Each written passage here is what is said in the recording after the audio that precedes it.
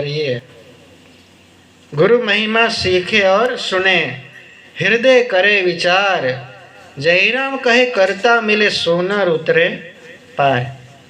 सीखे और सुने, सांभળી તો લઈએ પણ શીખનારા કેટલા? શીખનારા કેટલા? ઊભા થઈને બધું પૂરું ભૂસાઈ જાય, પછી આવતા વર્ષે આવો કંઈ પ્રોગ્રામ થાય ત્યારે પાછું આપણે લઈએ. આ જીવનમાં આટલું દુઃખ કેમ છે? આપણે પોતે વિચાર કરતા નથી.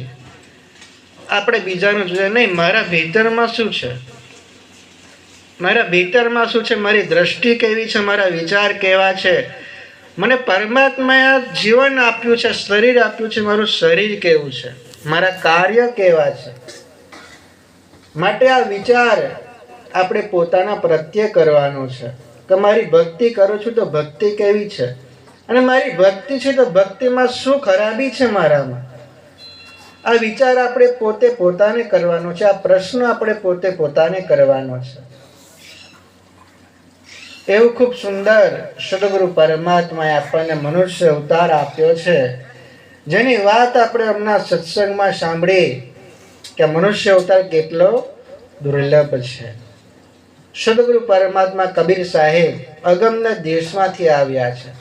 અબ હમ અવિગત સે ચલે આए, मेरा भेद मरम नहीं पाए, ना हम जन्मे गर्भ बसेरा, बालक होए दिखलाए, काशी शहर में जल बिच डेरा, वहाँ जुलाहा पाए, अब हम अविगत से चले आए. આ સાહેબની ખૂબ સુંદર વાણી છે કે સાહેબ અવિગત પુરુષ છે, અગમના દેશમાંથી આવ્યા છે, અવિગત પુરુષ છે, આ સંસારમાં આવ્યા.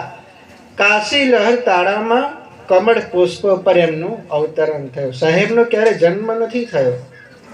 ઘણીવાર આપણને અજ્ઞાન દશામાં એવું સાંભળવા મળે, પણ સાહેબનો ક્યારે જન્મ નથી થયો કે ક્યારે મરણ પણ નથી થયું. સાહેબ અવિગત પુરુષ છે અને એમની દેહ હતી એ શબ્દ સ્વરૂપી દેહ હતી. 5 તત્વની નથી, હાડ માંસ ચામ એવું કંઈ નહોતું, શબ્દ સ્વરૂપી દેહ. એવી સાહેબની દેહ હતી, દેહ સ્વરૂપ હતું. આ જગતમાં આવ્યા છે, ઘણા બધાને ચેતાવ્યા છે, પીર પૈગંબર રાજા મહારાજા સાધુ સંતોને પણ ચેતાવ્યા છે સાહેબ. અને એ જ બોધ આપણને સદગુરુ પરમાત્મા મનુષ્ય અવતારને આપે છે, જીવ માત્રને આપે છે. આગે ધંધા પીછે ધંધા, ધંધે ઉપર ધંધા, જો ધંધે में ધ્યાન ધરાવે वो साहेब का बंधा. આપણે કેટલું ધ્યાન ધરીએ? રિક્ષા ચલાવીએ, રિક્ષા ચલાવતા કેટલું ધ્યાન ધરીએ? કેટલું ધ્યાન ધરીએ આપણે?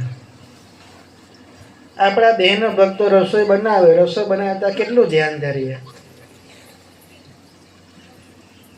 આપણે ખેતરમાં કામ કરીએ, ટ્રેક્ટર ચલાવીએ કે હળ લાકડું આપણે ચલાવીએ, પણ કેટલું એમાં આપણે સમૃદ્ધ કેવી રીતે કરીએ? સાહેબે કીધું છે ધંધામાં ધ્યાન લગાવવાની વાત કરી, પણ ધ્યાન સમૃદ્ધ થાય કેવી રીતે? સાહેબે આ મનુષ્ય અવતારને જીવવાનો બોધ આપી દીધો કે તમારે જીવન જીવવું છે, સંસારી જીવન છે, કામકાજ હોય, બધું જ હોય, પરિવાર હોય, પણ એમાં પણ આપણે ધ્યાન સમૃદ્ધ કરી લઈએ કેવી રીતે?